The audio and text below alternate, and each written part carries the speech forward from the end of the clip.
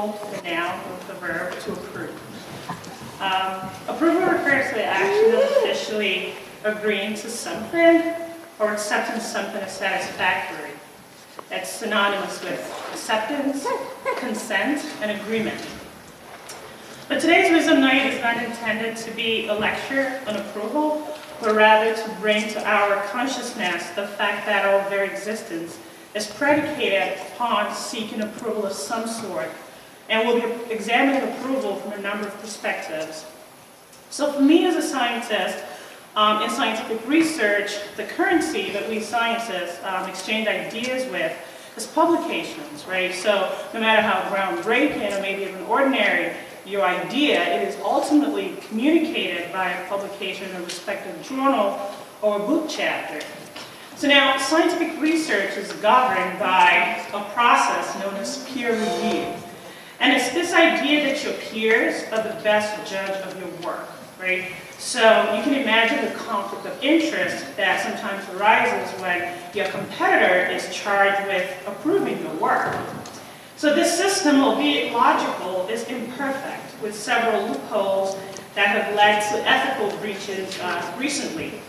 So for me, thinking about completing my scientific training and going through the scientific peer review process, in a little while, it occurred to me that most of what we do in life centers on seeking someone's approval, either implicitly or explicitly.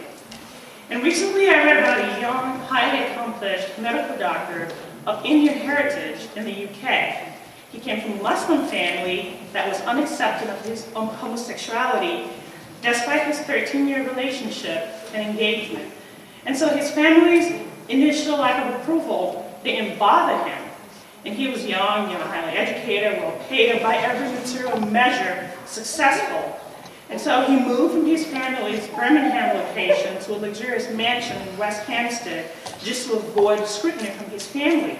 But not even the love of his dedicated partner, multi-million-dollar salary, or the social status could fill a very important void in his life.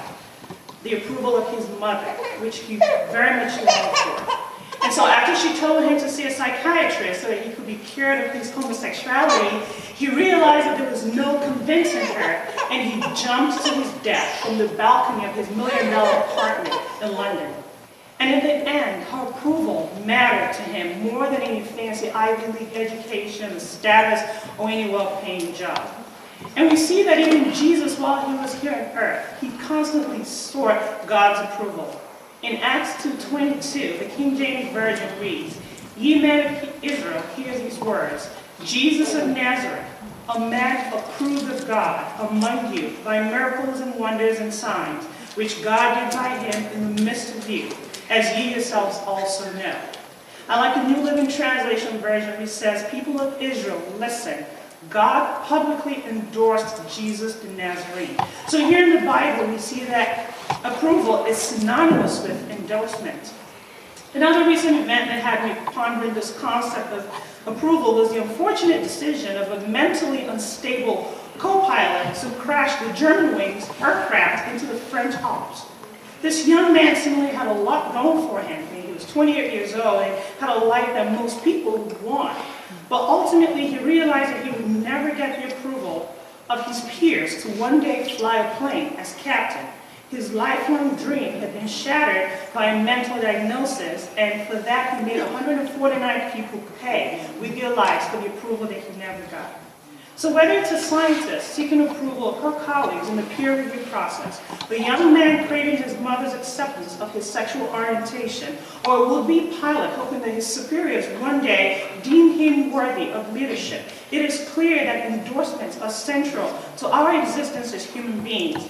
In a society that is increasingly divided along cultural and religious lines, I am sure that we will have even more relatable examples of seeking approval.